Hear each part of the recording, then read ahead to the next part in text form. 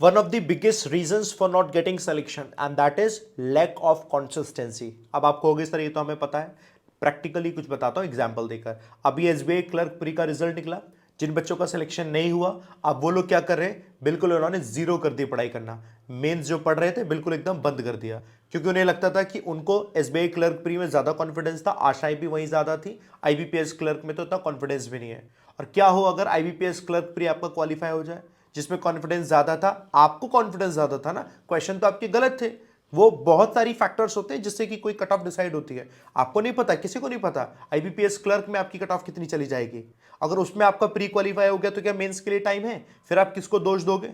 External factors को दोष देते रहोगे तो सब खराब है। आपके हाथ में जो है सिर्फ उसी पर ही आप काम कर सकते हो, और वो है लगातार कॉन्टिन्यूअसली मेहनत करते जाना। अब मेहनत आपको सिर्फ अभी मेंस के एग्जाम में करनी है। मैं आपको पढ़ा रहा हूं डेली शाम को 5 बजे यूट्यूब पर, बैंकर्स वे पर, क्वालिटी कंटेंट मेंस लेवल का दे रहा हूं। क्यों नहीं पढ़ रहे हो? पढ़ो ना।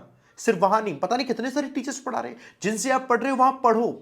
लेकिन जब आप नहीं पढ़ते हो और कहते हो कि मेहनत हो रही है, क्योंकि मेहनत तो कर रहे हो ना, लेकिन कंसिस्टेंसी नहीं है मेहनत में, तो आपका रिजल्ट नहीं निकलेगा। हर बार ऐसा होता रहेगा कि आपका रिजल्ट आया और आपको लगेगा अरे मेरा सिलेक्शन नहीं हुआ। आप पहचानो कि गलती कहां हुई है। आप ये मत कहो इनकी वजह से, उनकी वजह से, कि इसमें वैकेंसी इतनी थी, ये था वो था, वो हमेशा बना रहेगा, वो आपके हाथ में आई नहीं। आप सिर्फ खुद पर मेहनत करो।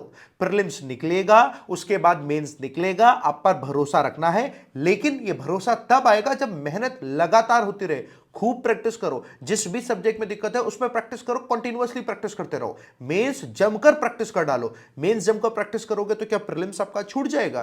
तो क्या प्रीलिम्स में प्रैक्टिस जो आपकी वो वेस्ट हो जाएगी? नहीं होगी। आप जब मेंस को मजबूत कर लोगे तो प्रीलिम्स तो अपकमिंग कोई भी आएगा तो उसको आराम से निकाल लोगे। आईबीपीएस क्लर्क का नहीं हो पाया तो अगला जो एग्जाम आरआरबी का है वो निकाल लोगे। वो नहीं हुआ तो 2026 में एग्जाम आएगा, पहले अटेम्प्ट में निकालोगे। लेकिन वो तभी निकालोगे जब आप रुकोगे नहीं, लगातार कॉन्सिस्टेंट रहोगे। एनर्जी एक साथ जाएगी, ऐसा नहीं 4 दिन एनर्जी गई, 1 दिन डाउन, फिर 4 दिन एनर्जी, 1 दिन डाउन, उससे रिजल्ट नहीं निकलेगा।